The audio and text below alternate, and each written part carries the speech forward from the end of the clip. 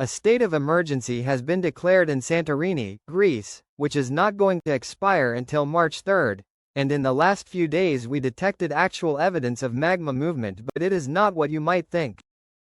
During the last week, nearly 8,000 earthquakes have struck a narrow region spanning between the populated islands of Santorini and Amorgos in Greece, equating to a tremor about once every 76 seconds.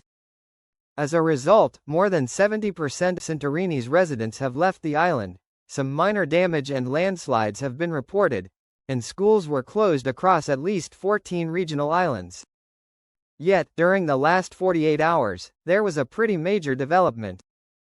While the intense earthquake swarm which has been ongoing since January 24 truly is only tectonic in origin, a change was seemingly just detected at the Santorini volcano, although I am still waiting confirmation regarding this piece of data. It now appears that a batch of magma is actually intruding upwards beneath the Santorini volcano, causing the ground to rise at a fairly constant rate, which if it holds is rising at a rate of approximately 6 centimeters or 2.4 inches a year. With a presumed volume of magma on the move, recent eruptions, does this mean that the swarm is actually volcanic or that Santorini will soon produce its first explosive eruption since 1950? To both of these questions my answer is no, and no as context is key. It is true that ground deformation was only detected at a portion of the Santorini volcano, uplift center centered at these approximate coordinates during the last 48 hours. However, the keyword is detected. Remember how in a previous video only 4 days ago I mentioned that I checked for signs of ground deformation and found none?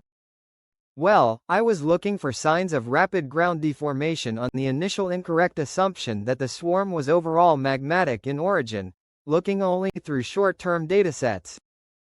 These datasets can have a lot of noise, especially if large bodies of water are nearby. So when I did not see decimeters of uplift in a multi-week timespan, I assumed that there was none.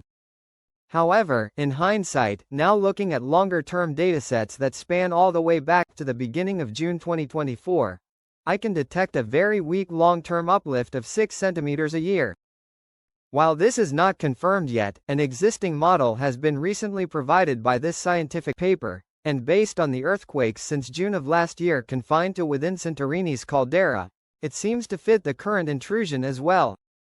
Santorini has two primary magma chambers, one at 15 to 9 kilometers depth which is larger in volume, and a shallower smaller one which is at 6.5 magma intrusion to 4 kilometers depth.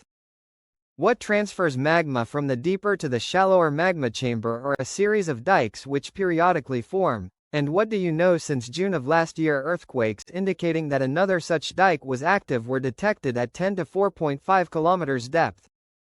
Earthquakes within the caldera do not get any shallower, suggesting that magma is merely pooling slowly in the shallower magma chamber and is not, I repeat, not actively intruding upwards into the shallow crust with a high risk of an eruption.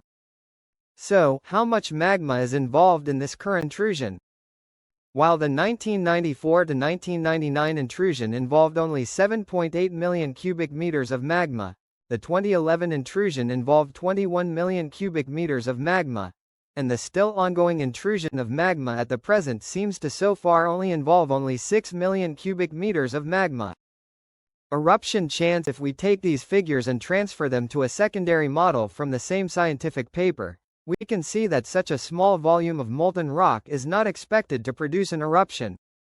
However, on that same end, here are modeled volumes of magma that would be required to result in a magma dike forming from the top of the shallow magma chamber, which might then rise to the surface and erupt.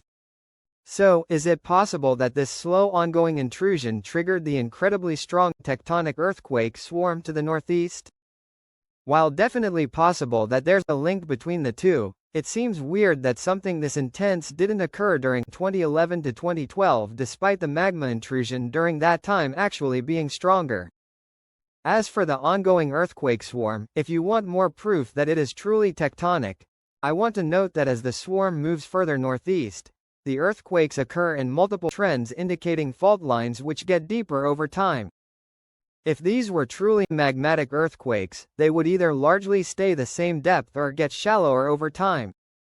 Also, during the last 2 days the number of earthquakes, and average magnitude of earthquakes has decreased, suggesting a possibility that we may have already surpassed the most intense phase of the earthquake swarm unless a random larger magnitude earthquake happens.